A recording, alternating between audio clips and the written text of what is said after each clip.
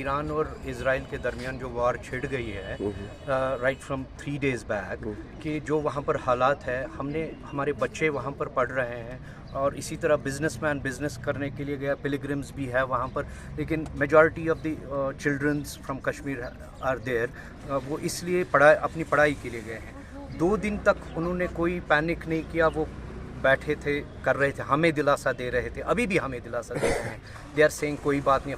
लेकिन कल से एक पैनिक बटन वहाँ पर प्रेस ऑन हो गया है कि वहाँ पर जो कल अटैक हुआ, एरियल स्ट्राइक हुई है, उससे बच्चे इतने ट्रॉमाटाइज्ड है, दे आर नाउ रिक्वेस्टिंग अस कि हमारी इवैक्यूएशन या हमारी सेफ़ लोकेशन का कहीं पर आप रिक्वेस्ट कर दीजिए to the ministry of external affairs, government of India, और so that they will direct the embassy. Embassy has been already directed, ऐसी कोई बात नहीं है कि एम्बेसी को डायरेक्शंस नहीं है।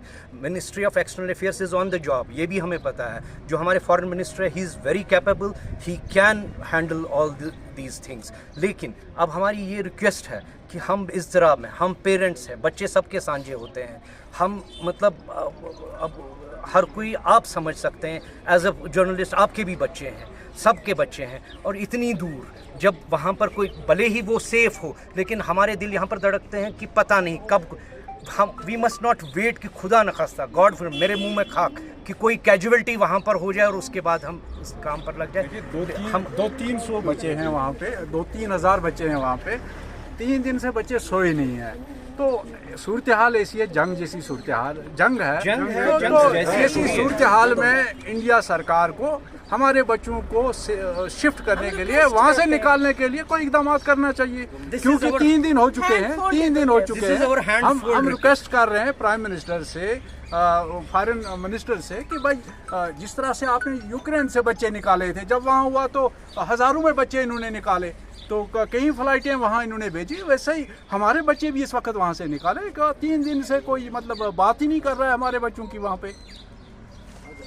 हम पूरी रात नहीं सोए, 2 दिन से बिल्कुल वो ठीक थे, पैनिक नहीं कर रहे थे किसी को, लेकिन कल से उनको पैनिक डिसऑर्डर हो रहे हैं। आप देखिए, एक माँ यहाँ से आपसे बहुत पैनिक है, ना कुछ खा रहे हैं ना कुछ पी रहे हैं, वो बहुत कमजोर पड़ गए हैं। अगर ये बाकी बच्चों को ला सकते हैं, इनकी बात क्यों नहीं हो रही है कहीं? ये एलजी साहब से भी अपील है, सीएम साहब से भी अपील है, सबसे अपील कर रहे हैं, हमारे बच्चों को इवैक्यूएट करवाइए। Government of India is fully capable of doing, we know that they can do in any circumstances, they can do all this. वो बच्चे हैं छोटे, we know the capacity of our government.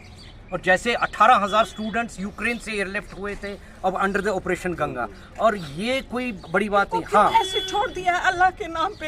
ये तो 3-4 हज़ार बच्चे टोटल हैं।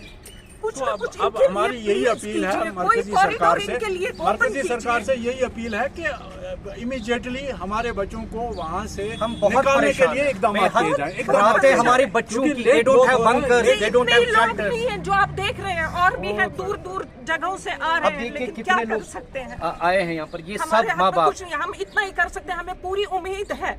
हम मोदी साहब से भी रिक्वेस्ट कर रहे हैं, प्राइम मिनिस्टर साहब से भी हम्बल रिक्वेस्ट कर रहे हैं, please kindly do the needful as soon as possible. I have received a call also from Indian Embassy. वहाँ से भी कॉल आया था, वो कर रहे हैं वहाँ पर, लेकिन अगर they will expedite the process, उससे ज्यादा अच्छा होगा। उससे हम तो दिल्ली सरकार को लेना है। ये किस चीज का वेट कर रहे हैं? इससे ज्यादा वर्स्ट क्या हो सकता है? इससे ज्यादा क्या हो सकता है? ये किस चीज का वेट कर रहे हैं?